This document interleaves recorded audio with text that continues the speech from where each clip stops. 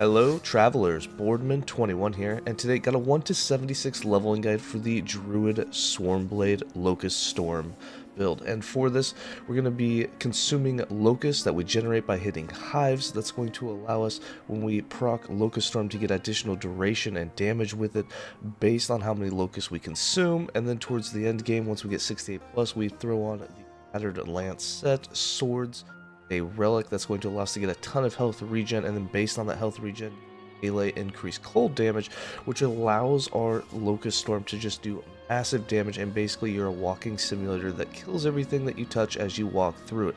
Now, I will tell you that single target can be a little tougher. You kill things at an average pace, but when it comes to farming monos, this thing just walks through the entire thing without stopping, which is really nice.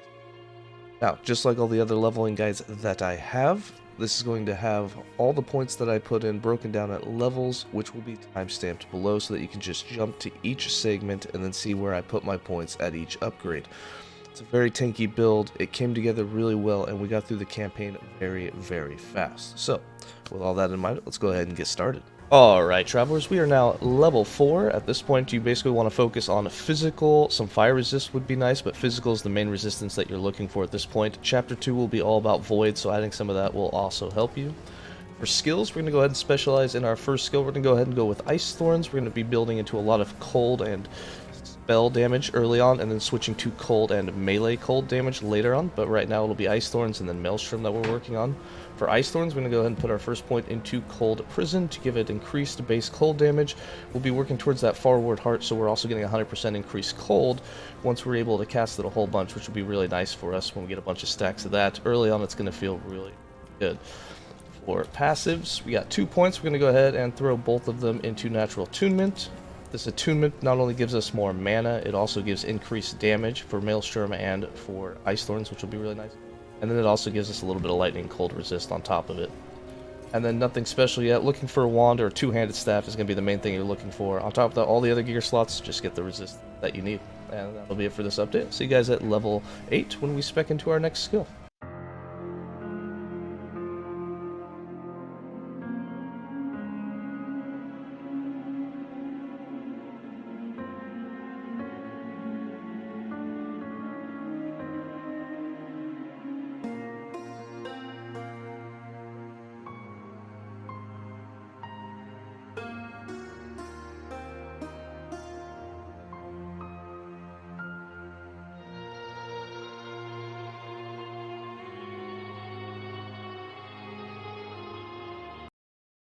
Alright travelers, we are now level 8. Time to spec into our second skill. It'll be a temporary spec into the totems until we get Maelstrom at level 12, and then we'll switch it. But for now, character sheet, again, physical resist is kind of the main thing that you want right now. Void, of course, will be what's in the next chapter. So physical and void, two main things to be working on at this point.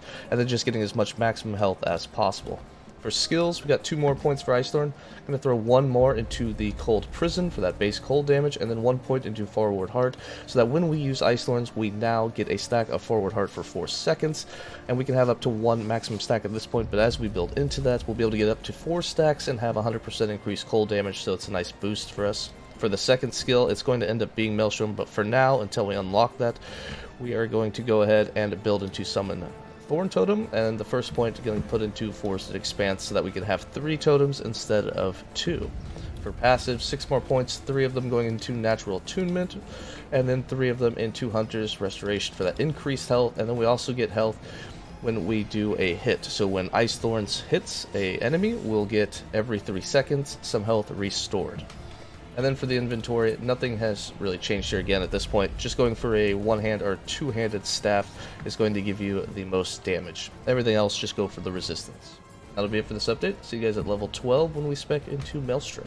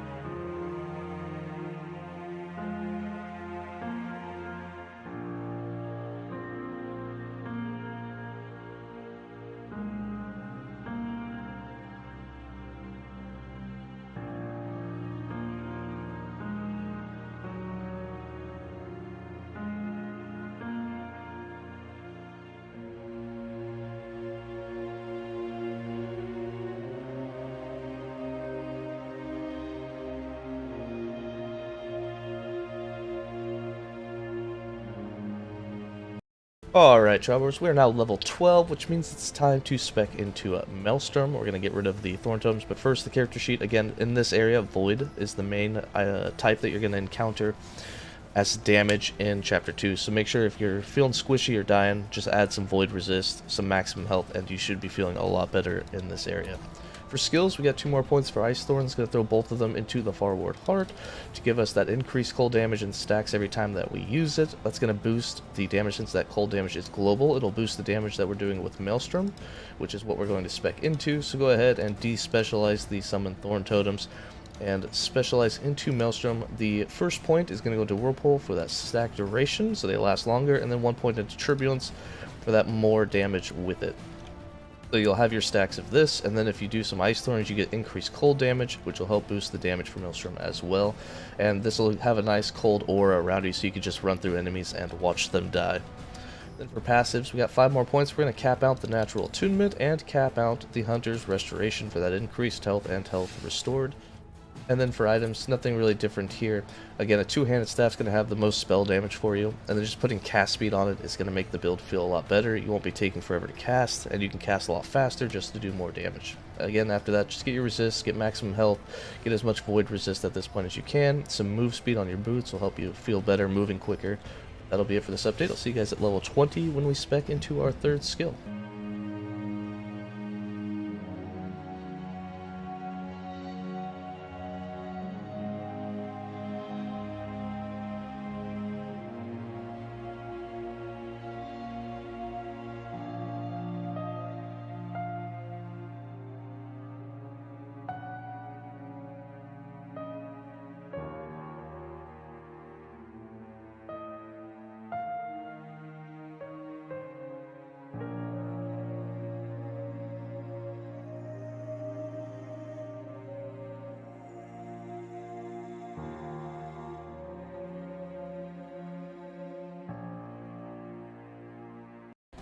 Alright, travelers, we are now level 20, which means it's time to spec into our 3rd skill. First, the character sheet. As you can see, we're still working on our resistance. We have a bit more. Void is still the main one that we're working at on Chapter 2, but our survivability has been pretty good, especially since we are leeching a lot of that cold damage that we do with Maelstrom.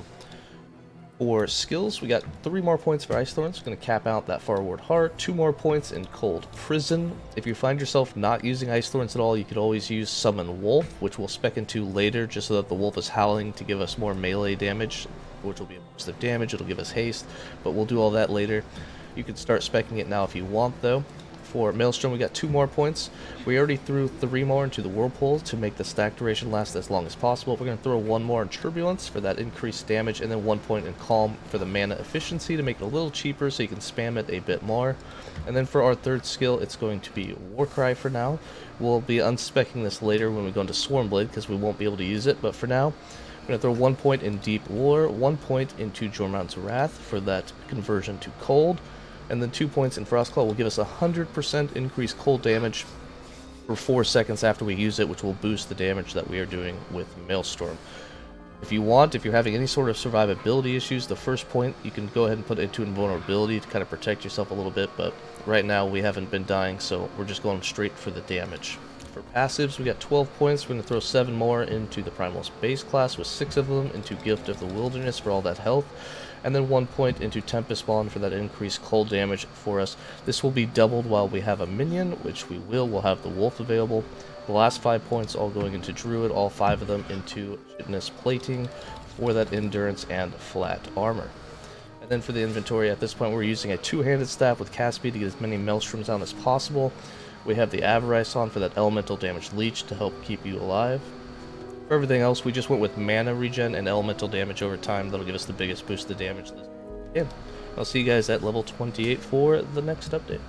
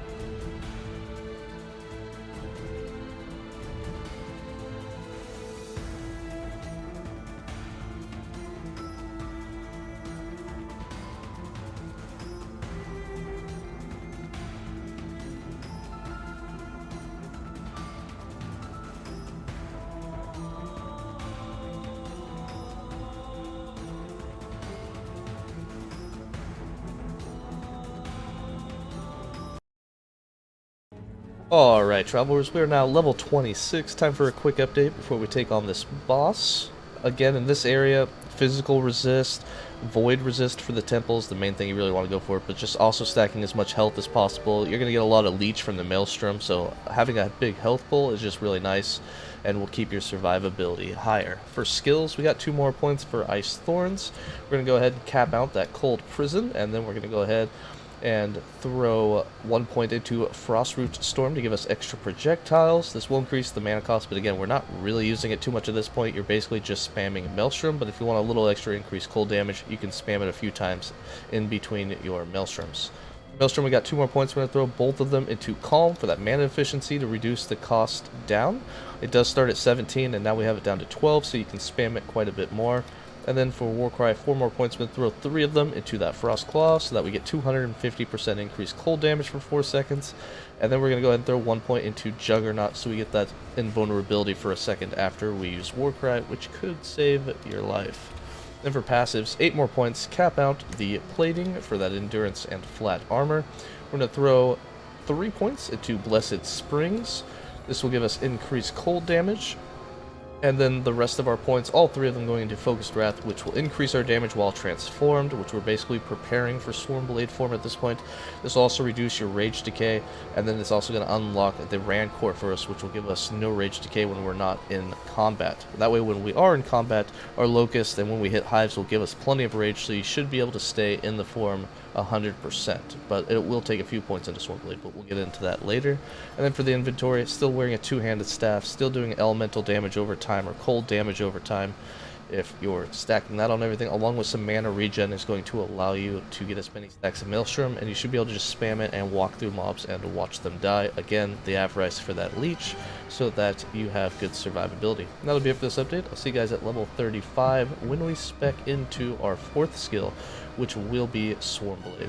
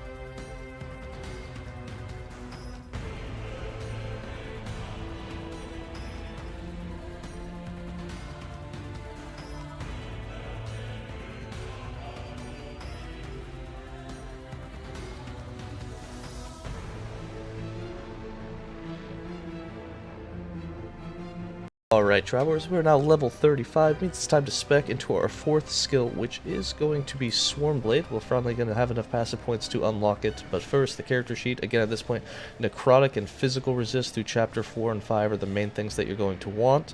We haven't had any issues, we're still leeching plenty of it and doing plenty of damage with Maelstrom, but we will be changing our main damage type into the Swarmblade with the Locust Swarm. So we're going to do passives first to unlock the Swarmblade. We've got 12 points. We're going to go ahead and cap out the Blessed Springs for that cold damage. Then we're going to cap out the River Spirits for all that cold damage. This will also give us Frostbite chance, which will be nice, just a little extra damage. And then the last point into Rancor so that there's no Rage Decay when we're out of combat. This will help you stay in Swarmblade just a little bit longer.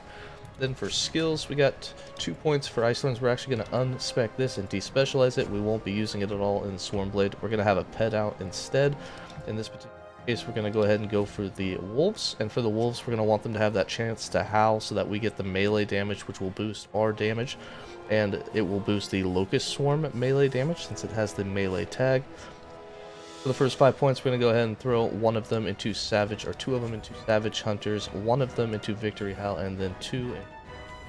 And then later we're going to want it to where they have a chance to howl on their boss hit, as well as on kill chance. Then for Maelstrom, 3 more points, going to cap out that Calm, and then put 2 points into Turmoil for that increased area, and then build into Beneath the Waves to help you cast more of them when you haven't cast it in a while. You'll get those Lagon stacks. For Warcry, you won't really be using this anymore.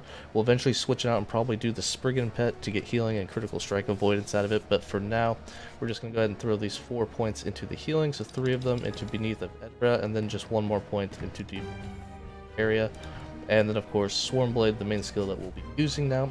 There's things you really need to go for, and that's when you summon the hives, you'll be able to hit them. So you want the Locust on hive hit. This will get all your Locusts really quick, so that when you use the Locust Swarm and it consumes them for all that damage, you'll be able to just get those real quick and not have to wait for the hives to generate them. The other thing that you're going to want is the Rage gain on kill, as well as the Rage gain on boss or rare hit. Both of these will help you stay in it longer. The first thing we're going to work towards, though, is Release the Horde. So 2 points into Locust Agility, 2 points into Grand Colony, and then the last point we have there, Bountiful, Hibernacula, and then, of course, that unlocks that Release the Horde. So our next point's going to go into that, and then we'll work towards that Rage. That's where your next 3 points will. 1 in Release the Horde, 1 into Viper's Call, and then 1 into that Endless Pressure. And it should start to feel really good right after that. Then for the inventory, at this point, you're going to want as much melee damage, melee cold damage, and increase cold damage as possible. Or it'll actually mostly be physical at this, but we'll be switching later once we put on the Shattered Lance set into cold damage. So at this point, you want as much melee damage, melee physical damage, and increased physical damage, but stacking cold won't hurt, as we will be converting completely over to that later. That'll be it for this update. See you guys at level 42 for the next one.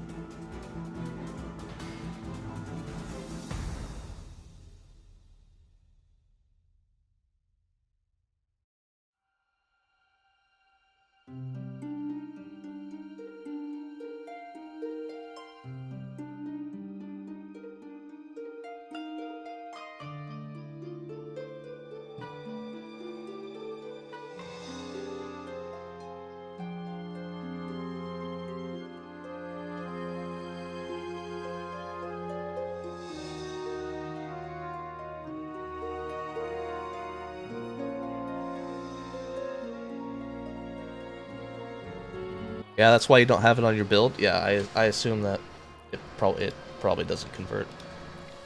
Alright, Travelers, we are now level 43. Time to throw in some more points, and then I'll do a quick update to show you exactly how this build works, because it can be a little confusing if you're just watching the gameplay. First, the character sheet. Right now, Cold Resist is the main thing you want. We're in Chapter 7. Cold, Elemental, and Physical. Main things that you want if you're having survivability issues, just get the Elemental and the Physical up, along with your maximum health, but you should have plenty of Leech with the build as is, and doing enough damage to kill things before you die. For skills, we got 8 more points for the Wolf.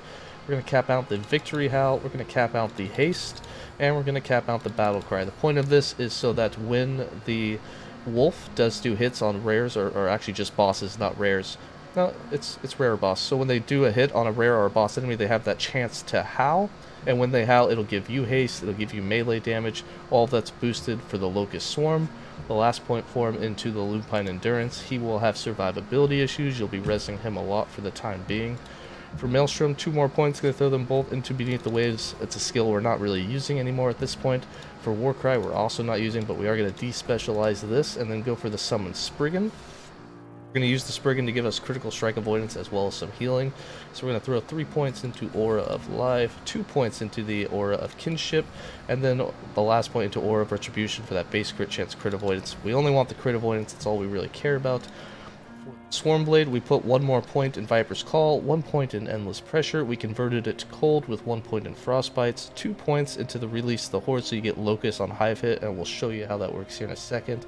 The last 2 points that I have here, 1 more into Slashing Spiral, and then 1 point into Never Ending Drove for that duration with the Locust Swarm.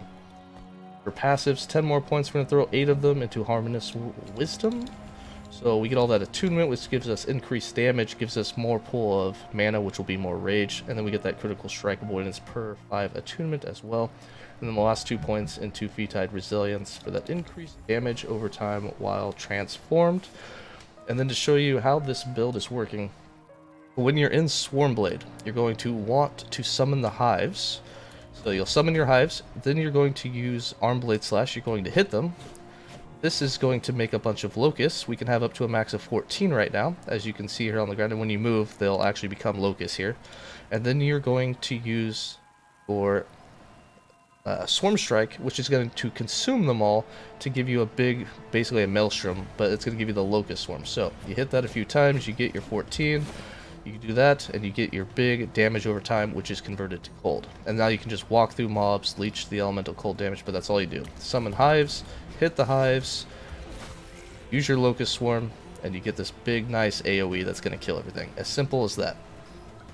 And then for the inventory, you're basically going for as much melee cold damage, elemental damage over time, and as much for the implicit melee damage as possible, which will become cold damage. Later, like I said, we'll be wearing 2 swords. It's going to be set items, and the reason for the set that we're going to wear is that AoE of damage over time that we're doing scales with melee, and this is going to give us increased melee cold damage per 10 health regen. So it's just going to give us a amount of increased melee cold damage, so that we just...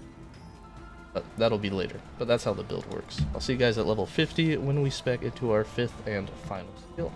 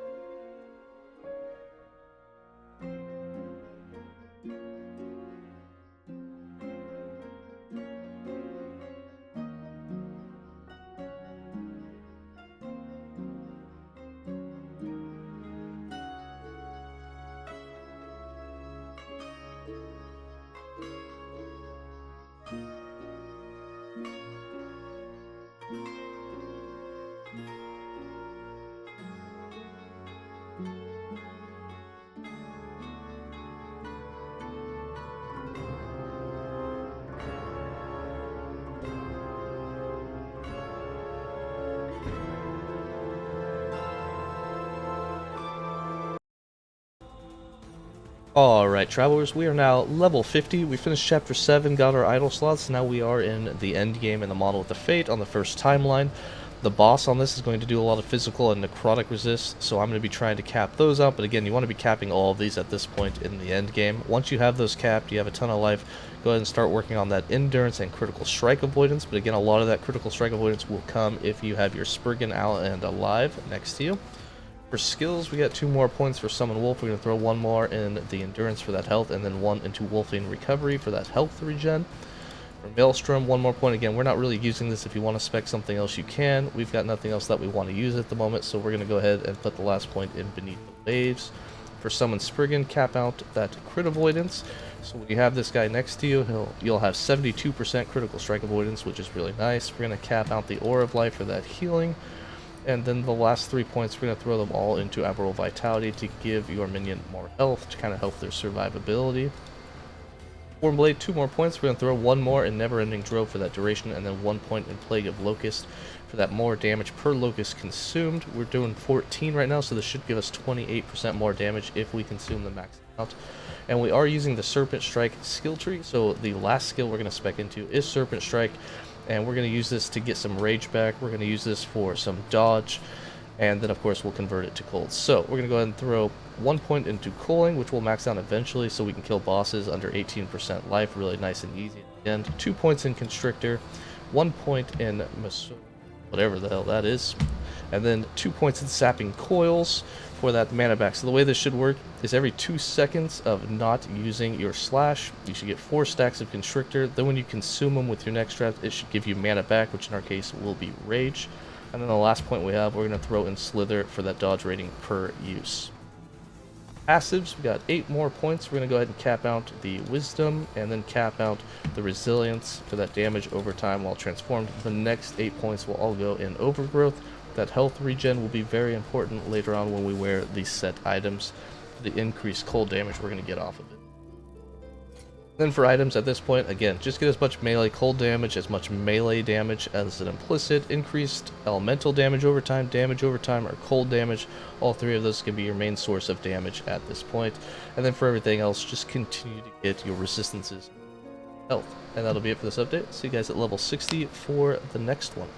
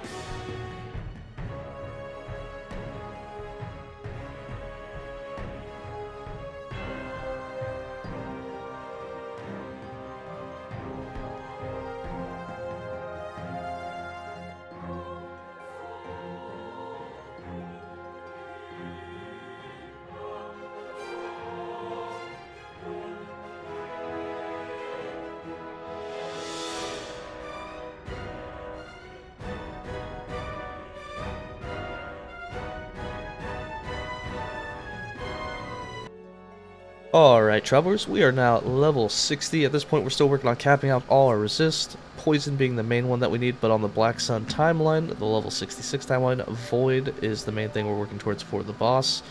As you can see, we capped out Necrotic, still working on Elemental, and Physical is almost capped as well, and we're sitting at about 1,000 health. For skills, we got 2 more points for Wolf. We're going to go ahead and throw 1 more in Wolf and Recovery for that health regen, and then 1 point in Earthborn to give him some armor, as well as Physical Health Leech for the hits that he's doing. For Maelstrom, again, we're not using this. You could unspec and build into Tornado, which we will probably do later, and then with your Wild Swarmblade, we can actually proc it with our Arm Slash, but we'll do that later. For right now, 2 more points here. We're going to go ahead and put them both in Turmoil, because again, we're not using it. Doesn't really matter where you put them. For Summon Spriggan, we got 3 more points. We're going to cap out that Vitality form, as well as 1 point into the Warden Bark for some armor and physical resist. 2 more points in Swarmblade. If you want to use Tornado, you can already put 1 point in Endless, then 1 point in the Strikes, so that you can get Tornado after 6 use of your Armblade Slash. And then, of course, with Tornado, you can get move speed and do a little extra damage with it. But for us, we're going to put 1 more point in Plague of Locust and 1 more point in the Never-Ending Drove. And for Serpent Strike, we got 10 more points. We're going to cap out the Culling for that 18% kill threshold. We're going to cap out the Slither for dodge rating per use. 2 points in Gouging Spear so that we unlock the Frostworm's Fury so that it's now converted to cold, which is what we're basically stacking on the whole thing. And the last 3 points all in Hydra Strikes for 15% more attack speed with it. Passives, 10 more points. We're going to cap out the Primordial Resonance for that damage for us, and then of course, since we are transformed, we get Elemental Pen, so our cold will now have 7% penetration. The last 3 points all going into Overgrowth for that health regen. This also gives us a base of 10 health regen, which we get 6 points in there, and that'll come in handy once we're wearing this set and get increased cold damage based on health regen, which we'll go into next. And then for the inventory, again, nothing's really changed here. We're just waiting till level 68 to just throw on our Shattered Lance set, which is going to give us a ton of flat cold damage and then a ton of increased cold damage based on health regen. For everything else, just get the resist you need, and to make the build feel a little better, get as much melee attack speed as you can get as well. That'll be it for this update. I'll see you guys at level 7.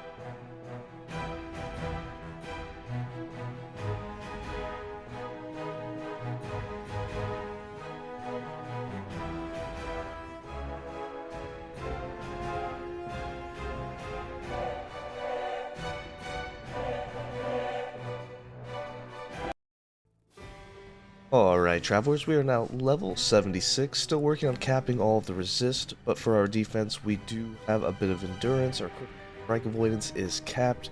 We have a bit of armor, but again, getting those resistances capped are the next thing that we're doing. We have a ton of health regen, which has really helped to not make us feel squishy, since every time we get hit, our health is basically being replenished. And that also increases our damage. Now, while our damage is not really shown on here, our cold damage right now is currently about 2,000% increased cold damage, and I'll go over that whole interaction.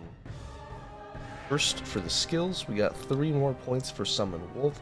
Gonna go ahead and throw 2 more of them in the Wolf in Recovery for that health regen, and then 1 point in Earthborn for some more armor and physical health. For Maelstrom, again, we're not using this. You can switch it and do Thorn Totems and then have an idol that does Thorn Totems on hit. You might run into some rage problems with that. Also, all the idols that we want are going to have health regen on them, so I'm not going to go that route. I'll probably build into later and then switch some Swarmblade skill points around just so that we have a... You can also go Ice Thorns and have Ice Thorns proc when you get hit. So there's a few other options. I'll be messing around with it in the end game to see which one. It's going to stick with Maelstrom for all 3 points. Going to go. And for Summon Spriggan, we got 3 more points. Going to throw all 3 of them into Aura. I was actually expecting, since we haven't been built in all, that our Spriggan and Wolf would die, but we're almost too empowered and they very rarely die. So they have great survivability and this healing.